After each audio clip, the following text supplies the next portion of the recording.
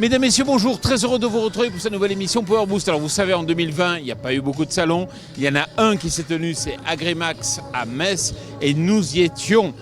Top départ pour cette nouvelle émission Power Boost.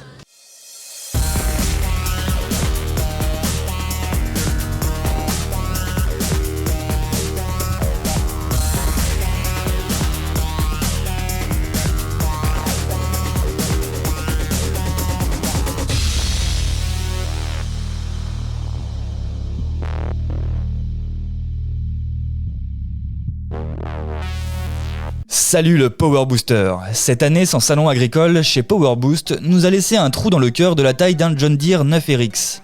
Heureusement, nos agriculteurs sûrs du Grand Est ont réussi à maintenir le salon Agrimax, 3e rendez-vous français consacré à l'élevage. Nous y animions comme à notre habitude un plateau télé où les débats se sont enchaînés du mardi 20 au jeudi 22 octobre. Nous commencerons donc notre émission par un tour des différentes innovations découvertes lors de ce salon. Puis nous ferons un crochet par l'heure, où Victor Manchon, agriculteur, nous a présenté une application de traçage développée par ses soins. Nous nous rendrons également au champ pour recueillir l'avis d'un utilisateur. Enfin, nous parlerons matériel d'occasion avec Michael Jacquemin dans notre rubrique La question qui tue. Alors, tenez-vous prêts. Enjoy! Je vous amène à présent à aller faire un tour dans les allées d'Agrimax. Vous allez voir, on a repéré quelques matériels intéressants.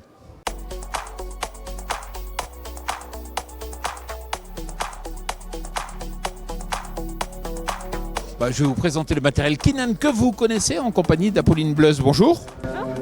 Alors, c'est vrai que Keenan, on connaît depuis longtemps, mais ce qui est particulier, c'est que dans cette entreprise, il y a plus de nutritionnistes que de commerciaux. Oui, en effet, c'est vrai, on est à peu près 9 nutritionnistes en France et il y a 6 commerciaux sur le même territoire. Donc l'entreprise s'est vraiment basée sur la politique d'avoir plus de nutritionnistes pour pouvoir vraiment accompagner les éleveurs dans l'utilisation de la machine. Autre particularité, cette machine elle coûte 15% de plus peut-être que les concurrentes, mais vous l'assumez.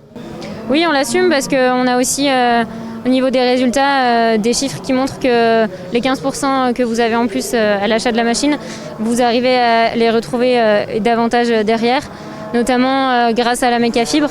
Donc avec l'aspect transit qui est ralenti, on arrive à réduire les quantités de matières sèches ingérées notamment.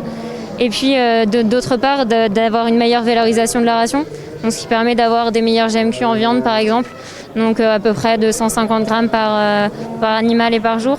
Et au niveau du lait, ça peut se traduire également par le lait avec 1 ou 2 litres de lait. Donc c'est toujours, on raisonne vraiment à l'efficacité alimentaire. Merci beaucoup Apolline, à bientôt. Merci.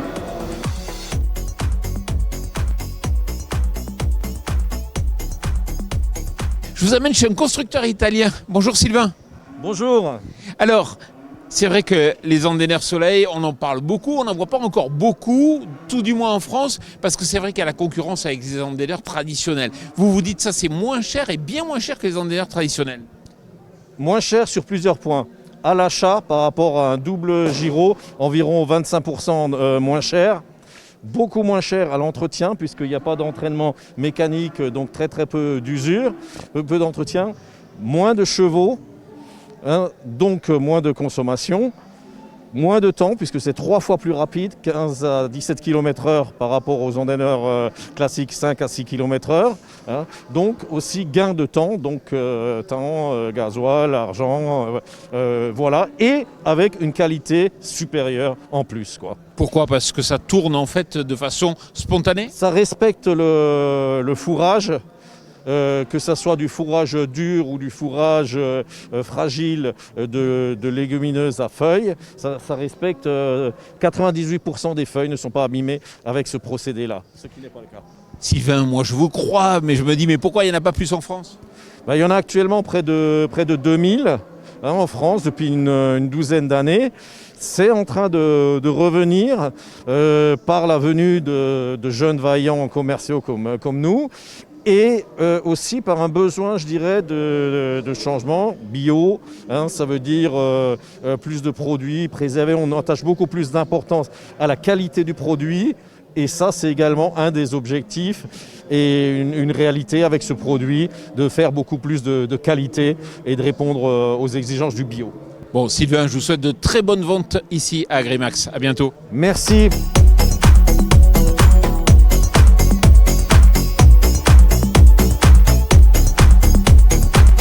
Vous la reconnaissez, c'est une remorque littorale avec justement son châssis monopoutre très particulier. Bonjour Thomas Pazinski. Bonjour. Alors, Thomas, ce que j'ai remarqué là, sur cette remorque, c'est un prototype, mais surtout, vous avez maintenant des Reos en inox. Tout à fait, c'est la nouvelle Reos évolutive que l'on propose. Par rapport à une problématique de nos clients, c'est qu'en fait, on vendait beaucoup de Reos de 30 cm pour le grain, fumier, et après, pour les matériaux beaucoup moins denses et lourds, ensilage, plaquettes de bois, on a besoin de plus de cubage, donc des Reos de 80 cm ou 1 mètre. L'avantage de cette Reos, c'est qu'on résout deux problèmes. C'est qu'on n'a plus besoin de démonter les Reos pour remonter les autres. C'est la même Reos qui fait tout et elle dure dans le temps parce qu'on l'a fait tout en inox. Donc là, quand on peut la baisser à 10 cm, on va aller de 32 mètres cubes et on va monter jusqu'à 45 mètres cubes en sortant les 75 cm. Et quand on y monte avec un télescopique. Voilà, télescopique, on l'a fait avec un Fenwick sur la foire parce qu'on n'avait pas le télescopique sur place. Il n'y a pas de souci, ça coulisse, tout est inox. Alors ça c'est le prototype, il y a 2-3 finitions qui sont différentes, mais sur celle qu'on sort, maintenant tout va bien, il n'y a pas de problème. Thomas, c'est vrai que des fois la caisse, elle arrive à toucher la poutre? Alors quand elle est chargée, oui, là on voit qu'il y a un jour entre le châssis et la caisse. C'est une matière très HLE, très haute limite élastique, donc c'est une matière qui se déforme mais qui a beaucoup plus de résistance avec moins de matière. Donc on gagne en poids mort. Et en fait, comme le châssis est en haut avec le vérin devant, le châssis ne bouge pas lui, mais par contre la caisse va se déformer et va toucher le châssis quand on est chargé. Après le déchargement de la benne revient dans son état initial. Thomas, pour finir, le prix de la Reos et le prix de la remorque. Alors la Reos, l'avantage, c'est qu'on va être à un prix de 1 500 € plus cher par rapport à une Reos normale, alors qu'une Reos ensilage vaut 2 400. Donc on va baisser notre coût de 1 000 € en ayant les deux pour les clients qui veulent les deux. Les gens qui n'étaient pas intéressés, on va sortir la Reos que 30 également. Voilà. Et sur une benne 3 essieux standard avec des Reos, on va être sur un budget en standard d'une quarantaine de mille d'euros. Et puis en 40 à l'heure, il faut rajouter comme chez tout le monde 5 000 € pour être à 45. Merci beaucoup, à bientôt. Merci à vous, à bientôt. Avec la multiplicité des variétés, il est parfois difficile de s'y retrouver. Heureusement, certains agriculteurs se retroussent les manches pour apporter des solutions innovantes. C'est le cas de Victor Manchon, agriculteur dans l'Eure, qui a développé une application de traçage. Alors l'application s'appelle Variété Map. Elle a été conçue d'avoir simple d'utilisation et très ludique, de manière à être utilisable par tout type de personnes.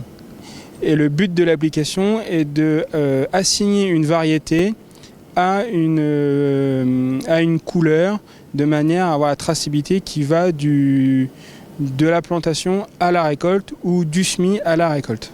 C'est aussi de faire des cartes exportables pour mettre sur les téléphones portables, sur les smartphones, de manière à effectuer un tour de plaine ponctuel et de savoir quelle variété à tel endroit est, de mieux se repérer dans les parcelles. Comment se présente votre application ? Alors sur l'application, il y a 4 menus principaux. Un menu acquisition, un menu pour gérer les outils, les variétés et les parcelles. Un menu où on peut lire les rapports, ça veut dire ce qu'on a effectué dans les champs pour revisualiser. Et un menu de paramétrage pour paramétrer l'information GPS. Et niveau compatibilité ? Alors elle est compatible avec tous les GPS, du John Deere, du Trimble, du Topcon, du Raven. Elle est compatible sur tout type d'outils de plantation, du Grimm, du Maidema, de l'AVR. Nous nous sommes rendus au champ en pleine récolte de pommes de terre avec Bertrand Pétel, utilisateur de l'application. Aujourd'hui, on doit faire énormément de plans de traçabilité pour les collecteurs, les assurances, et nous, rien que pour nous. Et quand on a des parcelles avec plusieurs lots et plusieurs classes, l'avantage c'est qu'on sait exactement dans quel lot et dans quelle classe on peut se trouver. Et on gagne énormément de temps et surtout en traçabilité, parce que ça évite de refaire des cartes et des cartes et des cartes. Alors j'ai choisi cette application, c'est parce que, certes pour la plante pomme de terre, mais aussi pour les autres cultures. Quand on fait nos semences de blé, en général on met des jalons, mais il y a des petites personnes qui s'amusent à nous les enlever. Et après, dans la même variété, on ne sait plus trop où c'est à peu près par-ci.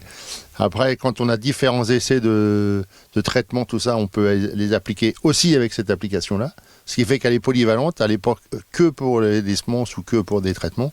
On peut faire vraiment tout avec. Il suffit de paramétrer l'outil qu'on veut faire et c'est parti. Enfin, retournons auprès de Victor pour parler commercialisation. Alors aujourd'hui, la commercialisation elle était restreinte, elle était autour de chez nous pour la mettre au point.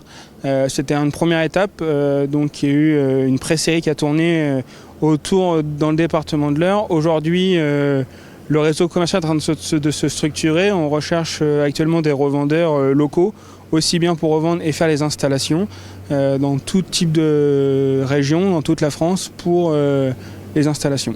On peut s'intéresser à travailler avec des constructeurs en direct pour adapter l'application et la commercialisation en grand, aussi bien au niveau national qu'au niveau européen. Effectivement, oui, on est à la recherche de constructeurs pour avoir des partenariats pour travailler ensemble. Je vous invite à présent à retrouver notre rubrique « La question qui tue ». Aujourd'hui, dans le cadre de la transition écologique, le gouvernement a annoncé une prime exceptionnelle pour les acquéreurs de véhicules électriques d'occasion de 1 000 €. Pourquoi les agriculteurs n'auraient pas le droit au même dispositif pour le matériel d'occasion? Aujourd'hui, on se retrouve sur des exploitations agricoles qui n'ont pas possibilité d'investir du matériel neuf. Je propose qu'on puisse les accompagner également financièrement dans le cadre de la transition environnementale vers l'acquisition de matériel d'occasion. Voilà, j'espère que cette émission Power Boost vous a plu. Elle a été tournée ici à Metz dans le cadre du salon Agrimax, que l'on remercie bien entendu. Vous pouvez nous retrouver chaque jour sur notre chaîne YouTube avec de nombreuses émissions, dont la toute dernière, Défi Mag. À bientôt.